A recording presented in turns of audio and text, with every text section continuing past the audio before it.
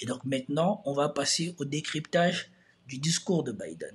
Je viens de parler avec le Premier ministre israélien et le Premier ministre du Liban et je suis heureux d'annoncer que les gouvernements ont accepté la proposition des États-Unis pour cesser le conflit. Je voudrais remercier le président Macron de France qui a permis d'arriver à cet instant. Pendant pratiquement 14 mois. Si vous vous souvenez bien, la première allocution de Macron par rapport au Liban, qui était totalement confus, moi je vous ai dit que dans cette allocution de Macron, je voyais le message envoyé aux politiciens et aux milieux d'affaires libanais de se débarrasser du Hezbollah. Parce que pour moi, je reste convaincu que Israël ne s'est pas débarrassé du Hezbollah que par son propre renseignement. Je suis convaincu qu'il a été trahi par ces mêmes personnes qui ont poussé Nasrallah à peut-être relâcher sa garde et à être détecté et à être trahi pour qu'il soit éliminé comme il a été fait. Et donc, moi, je reste persuadé de cela parce que si vous regardez la première allocution de Macron, c'est indescriptible, on ne comprend rien à ce qu'il dit. Mais moi, je vous avais dit qu'à certains moments, il y a des choses qu'il dit qui se traduisent. Pour moi, le message envoyé aux Libanais, surtout quand il dit qu'il était temps qu'il se trouve un président, qu'il trouve des personnes qui peuvent prendre des décisions pour les Libanais. Or, nous savons que le gouvernement précédent du Liban avait été mis à place par lui-même Emmanuel Macron, comme l'avait révélé ici cette personne sur le plateau de LCI, ce qui avait jeté un froid. Par contre, il faut quand même dire que le gouvernement actuel donc de Najib Mikati a été plus ou moins mis en place par Emmanuel Macron lui-même, puisque c'est lui qui est à l'origine de la chute du gouvernement précédent, et c'est lui qui a soufflé le nom de Najib Mikati, qui est un des hommes politiques libanais les plus corrompus du pays. Et quand on attend ça, on ne peut pas s'étonner de cela, puisqu'on sait que c'est à peu près la même chose que Macron a voulu faire avec Assimi Goïta, quand celui-ci avait renversé le gouvernement du Mali, il avait eu au téléphone et il lui avait suggéré de laisser la place pour la personne que la France allait choisir pour que celui-là vienne prendre la place pour diriger le pays. Et donc moi, quand j'attends ça, ça ne m'étonne même pas de la façon de faire de Macron. Et je suis plus enclin à croire cela que l'inverse. Pays. Donc il y a quand même cet aspect-là à prendre en compte que il y a ce. Alors, là, moi Oui, il est poursuivi. Je vous laisse à vos paroles parce que je suis incapable de vous dire. Il est poursuivi par la justice libanaise et française et monégasque, pour que vous le sachiez. D'accord. Poursuivi. Pour corruption. Pas mise en examen pour l'instant, l'action judiciaire. Vous savez, au Liban, le problème c'est que la justice n'est pas indépendante, donc il y a des poursuites judiciaires qui ont lieu au Liban. Bon. Et en France et à Monaco. Je pense que sur ce plateau, personne ne peut dire oui, non. Donc voilà, je vous laisse l'entière responsabilité. Voilà. Comment on se lave les mains quand on sait qu'on est complice de ce qui se passe. Ok, donc revenons sur le discours de Biden, puisque cette partie sera aussi mise par rapport au discours de Macron. Je ne sais pas qu'est-ce qu'il y aura dedans, on verra bien. Biden a trouvé important de dire le rôle de Macron dans tout ceci. Moi, je souligne que ce sont ces mêmes gens-là qui ont provoqué toute cette crise, qui aujourd'hui veulent nous faire croire que c'est des sauveurs. C'est leur façon de faire. Ils viennent déstabiliser votre pays, ils causent la désolation chez vous. C'est eux qui sont la cause de votre malheur et c'est aussi eux qui vont vouloir que vous les reconnaissiez comme vos sauveurs. Un conflit mortifère à travers les frontières qui séparent Israël du Liban. Le conflit a commencé le lendemain de l'attaque du 7 octobre du Hamas contre Israël. Quelques heures plus tard, à 2 heures du matin, le Hezbollah et d'autres organisations terroristes ont attaqué Israël pour soutenir le Hamas. Soyons bien clairs, Israël n'a pas lancé cette guerre. C'est le peuple libanais qui n'a pas non plus souhaité cette guerre, ni les États-Unis. Cette dernière année, y compris Les jours immédiats après le 7 octobre, j'ai demandé à l'armée de se déployer, l'armée américaine à se déployer sur la région pour éviter une attaque des porte-avions et des batteries antiaériennes pour défendre Israël et dissuader notre ennemi commun dans des moments critiques. Depuis la guerre avec le Hezbollah qui a commencé, plus de 70 000 Israéliens ont été forcés de vivre comme des réfugiés dans leur propre pays. Et moi, ça, ce sont les choses qui m'énervent. Quand on sait ce qu'il est advenu de Gaza, se plaindre que des Israéliens aient été obligés de quitter leur maison, alors qu'ils ne sont que 70 000, comme si de l'autre côté, les gens ils étaient contents de rester dans leur maison. Et quand on voit la destruction que Israël a fait sur le sud Liban, ils ont rasé des villages, ils ont rasé des villages entiers au Liban. Donc les Libanais qui vont vouloir revenir dans leur maison, ils n'ont nulle part où revenir, mais on est là à se plaindre du minimum de pertes subies par Israël. On aurait dit que c'est pas grave que vous perdez vos maisons, que vous perdez la vie, tant que du côté des Israéliens, ils vont bien. Ça, c'est quelque chose qui me dérange profondément. Et ils ont regardé impuissants leur communauté, leurs maisons, leurs entreprises bombardées et détruites. Plus de 300 000 personnes libanaises ont aussi été forcées de quitter et de vivre comme réfugiés dans leur propre pays. Et la guerre leur a été imposée par le Hezbollah. Regardez tous les détails qu'il a donnés sur les 70 000 Israéliens, qu'ils ont été obligés de quitter leur maison, de partir. Ils ont perdu leur maison, leurs entreprises, leurs machins, leurs nénis. Pour les 300 Libanais, c'est juste qu'ils ont subi la situation. Or, on a vu de nos yeux que le niveau de destruction, quand les deux vont revenir, quand les Israéliens vont revenir chez eux et quand les Libanais vont revenir chez eux, n'a rien à voir l'une avec l'autre. Il y a des Libanais qui reviennent dans des endroits qui sont devenus des déserts. Il n'y a plus rien, il n'y a plus aucune structure. Mais on donne la priorité de dire d'abord que non, ça ne se fait pas ce qu'on a fait aux Israéliens. Vous n'avez plus de maisons, vous n'avez plus de villages, vous n'avez plus d'infrastructures. Il va falloir reconstruire toutes vos maisons.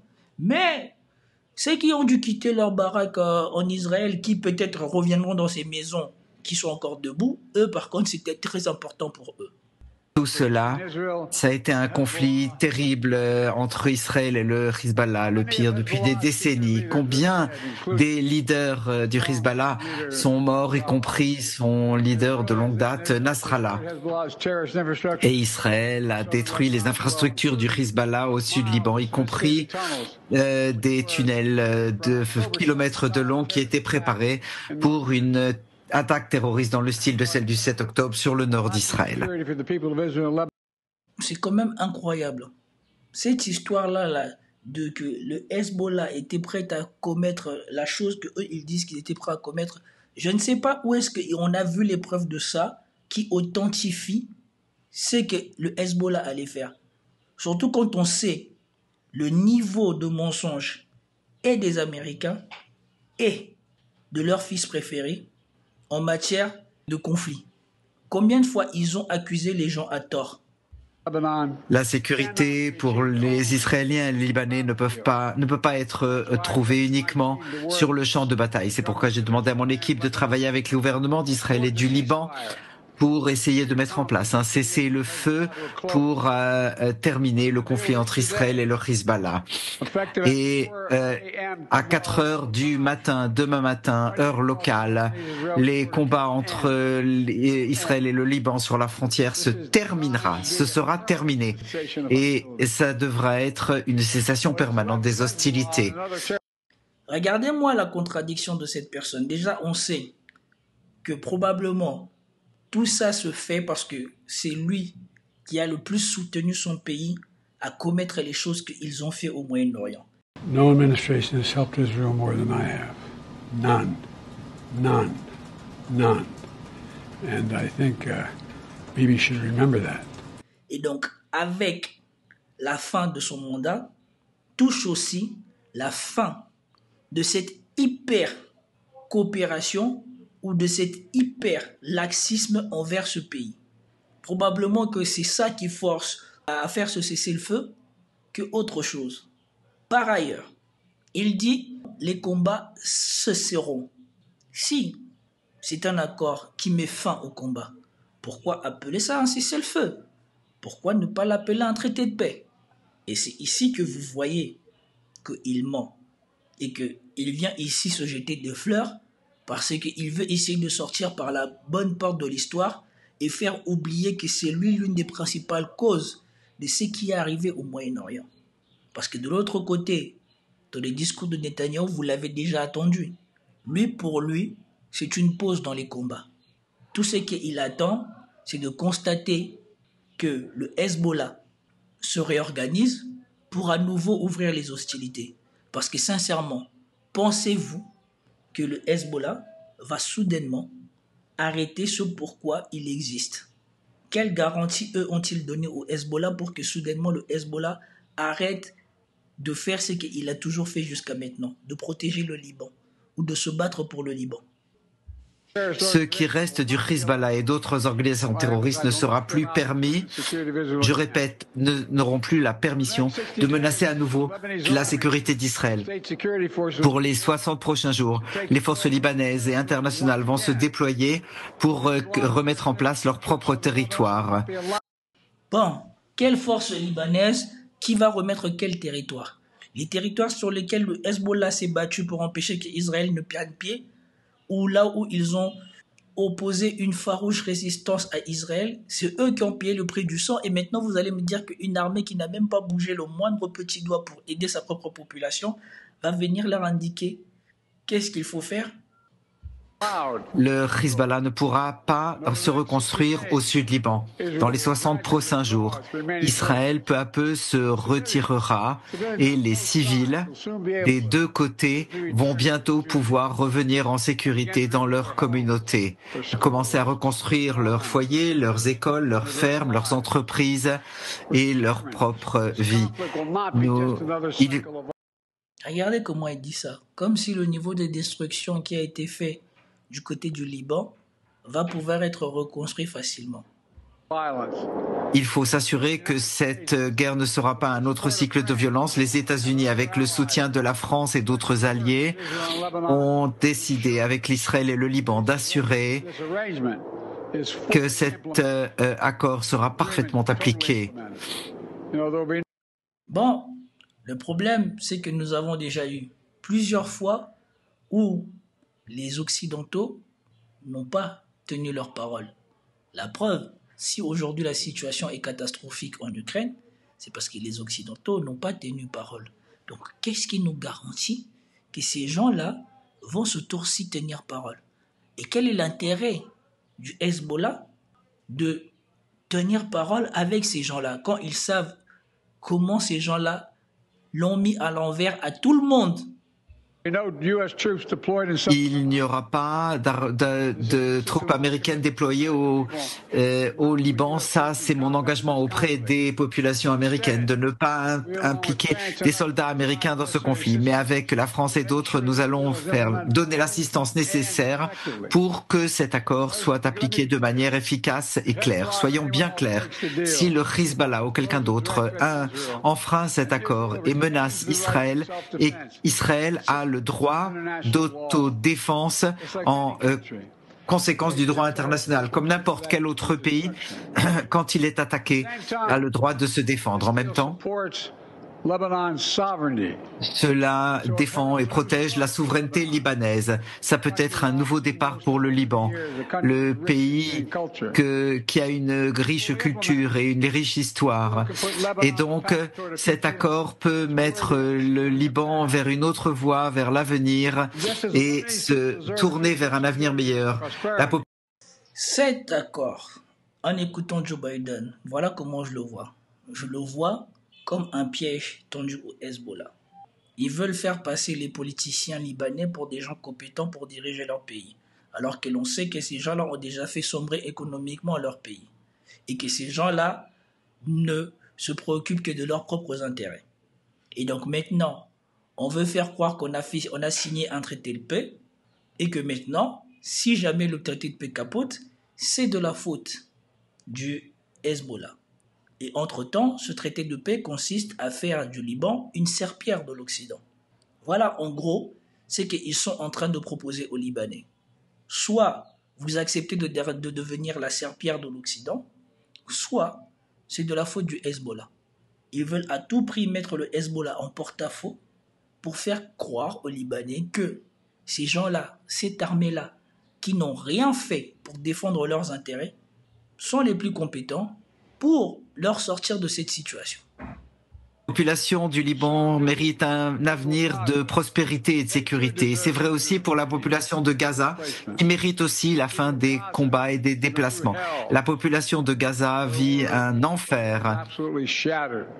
Et c'est absolument épouvantable. Beaucoup trop de civils à Gaza ont souffert, beaucoup trop. Et le Hamas, depuis des mois, refuse de négocier de bonne foi pour un cessez-le-feu et pour échanger les otages. Et maintenant... Mais pourquoi toutes ces organisations ne peuvent pas négocier leur souveraineté, leur paix, leur indépendance? Vous ne leur proposez que de cessez-le-feu. Vous voulez absolument garantir la sécurité d'Israël aux dépens de tous ces pays qui l'entourent. Israël occupe illégalement les territoires palestiniens. Pourquoi vous ne revenez pas dessus pour permettre aux Palestiniens de vivre librement? Et du coup, de aussi donner l'occasion au Hezbollah de devenir plus un mouvement de résistance politique qu'un mouvement de résistance armée. Puisque si ce combat existe, c'est principalement parce que Israël continue de piétiner le droit international sur les territoires palestiniens. Le Hamas a un choix à faire. La seule manière d'arrêter, c'est de libérer les otages, y compris des citoyens israéliens américains qui sont détenus. Et par ce processus, amener la fin des combats qui permettra la remise en route d'une aide humanitaire. Dans les jours à venir, les États-Unis... Est-ce que je viens d'attendre le président américain conditionner l'aide humanitaire pour Gaza au fait qu'on doit libérer les otages? Donc comme si les gens qui attendent l'aide humanitaire, eux, sont des membres du Hamas et que c'est eux qui décident ou pas si on libère les otages. Et je vous rappelle, comme l'a signalé Netanyahou dans son discours, ils ont buté les négociateurs du Hamas. Donc, quel est l'intérêt pour un membre du Hamas d'aller négocier avec ce pays-là, si ce n'est de mettre sa tête à prix pour la prochaine fois qu'ils auront des cibles à éliminer? Pousseront les choses davantage avec la Turquie, le Qatar, l'Égypte, Israël et d'autres pour atteindre un cessez-le-feu à Gaza avec la libération des otages et la fin de la guerre et du Hamas au pouvoir qui devient possible. Pour toute la région du Proche-Orient, nous avançons aujourd'hui vers quelque chose à laquelle j'ai aspiré pendant toute ma présidence, une aspiration pour l'avenir d'un Proche-Orient en paix et prospère à travers toutes ses frontières, un avenir pour les Palestiniens qui auraient leur propre État. Regardez-moi ce hypocrite, ce menteur. Il a fait flinguer les accords d'Abraham une bonne fois pour toutes en permettant à Israël de faire ce qu'ils ont fait à Gaza et partout au Proche-Orient. Si il aurait circonscrit l'action d'Israël à traquer que les gens qui étaient responsables du 7 octobre, tout cela aurait pu être possible. Au lieu de ça, la situation lui a totalement échappé, tout est devenu catastrophique. Il a fait encore moins bien que Trump, quand Trump au moins avait réussi, sans effusion de sang, à mettre tout le monde d'accord. Et aujourd'hui, il vient dire que c'est quelque chose d'historique. En quoi c'est quelque chose d'historique? C'est surtout une catastrophe historique, ce qui a été fait sous son mandat, oui. Et qui pourrait ainsi avoir la légitimation de l'aspiration légitime d'un peuple, mais sans groupes terroristes soutenus par l'Iran, pour que les Israéliens et les Palestiniens puissent avoir la sécurité, la prospérité et oui, la dignité. Et pour ce faire, les États-Unis restent préparés à faire des accords historiques avec l'Arabie saoudite pour inclure un paquet de sécurité et des assurances économiques ensemble, avec une voie pour rétablir un État palestinien et une normalisation complète entre l'Arabie saoudite et Israël. Le problème, c'est que l'Arabie Saoudite est déjà pensée à une vision plus importante de son propre avenir qu'avec les Américains. L'Arabie Saoudite est en train de regarder vers l'avenir, elle a rejoint les BRICS, elle a mis fin au pétrodollar, en tout cas pour sa part. Et donc, ça ne sert plus à rien de lui agiter le drapeau de soi-disant désaccord. Non, puisque eux tous, de ce côté-là du Moyen-Orient, ils sont déjà en paix entre eux. Au sommet du Moyen-Orient, on avait vu Bachar al-Assad, on avait vu l'Iran, on avait vu l'Arabie Saoudite, on avait vu tout le monde. Donc, il y a déjà un front qui s'est créé. Après, je ne sais pas pourquoi ils ne sont pas montrés plus solidaires avec Gaza, mais récemment, ils ont commencé à prendre des positions où ils sont fermes et clairs sur le fait qu'il n'y aura plus aucune normalisation si il n'y a pas un cessez-le-feu ou un traité de paix avec Gaza. Donc, ce n'est plus les États-Unis qui mènent la danse ici. Ce sont les pays du Sud eux-mêmes qui sont en train de s'autonomiser. Et je pense que c'est comme ça que l'on aura les meilleures garanties d'une paix possible au Moyen-Orient. En montrant à Israël que vous avez vos soutiens, c'est les États-Unis, nous avons nos soutiens, c'est les BRICS, c'est autre chose. Et qu'à partir de là, si vous attaquez, nous aussi maintenant, on sait qu'on aura des alliés nécessaires pour pouvoir riposter. Ou en tout cas, on aura les alliés ou l'équipement nécessaire pour riposter. Et c'est un désir qu'ils ont tous. Je suis sûr que ceci est possible.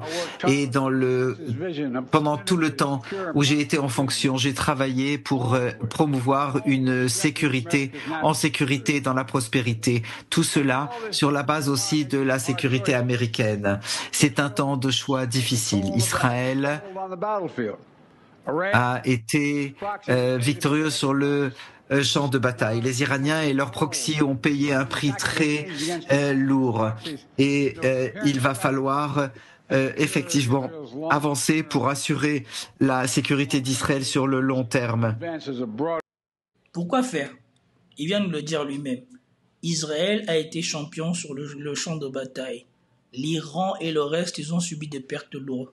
Si vous êtes aussi sûr que ça d'être gagnant, pourquoi vous avez peur pour la sécurité d'Israël? Des contradictions. Et pour promouvoir une paix et une prospérité dans la région. L'annonce d'aujourd'hui est un pas critique en cette direction. Et donc, je salue les dirigeants d'Israël et du Liban qui ont eu le courage de prendre ces décisions. Ça nous rappelle que la paix est possible. Et je le répète, la paix est possible. Tant que c'est le cas, je n'arrêterai pas un instant de travailler dans cette direction. Que Dieu vous bénisse et que Dieu protège nos troupes. Merci infiniment. Ok, nous venons de finir la farce de Joe Biden. Franchement, ce discours était inutile. Je n'ai pas vu qu'est-ce qu'il a dit de pertinent dans ce discours. C'était la justification de tout le malheur qu'il a fait tomber sur le Moyen-Orient et de l'incompétence de son administration et de sa complicité avec leur enfant gâté. Donc je ne vois rien à retenir de bon dans ce discours, à part le fait de se passer la pommade en voulant se faire passer pour les sauveurs des Libanais. Mais les Libanais qui vont retourner dans le sud retournent dans le néant.